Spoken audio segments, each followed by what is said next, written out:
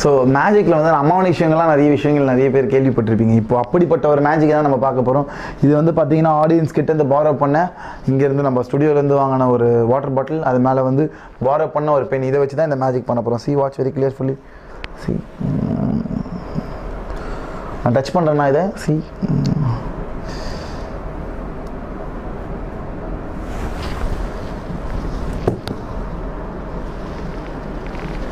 என்கிட்ட நிறைய பேர் கேட்பாங்க, என்னங்க இதுக்கு எதனா தனியாக பவர் இல்லைங்க, மேஜிக் மூலமாக எவ்ரி திங் இஸ் பாசிபிள் அப்படின்றது தான் இந்த மேஜிக்கில் நம்ம தெரிவிச்சுக்கிறது.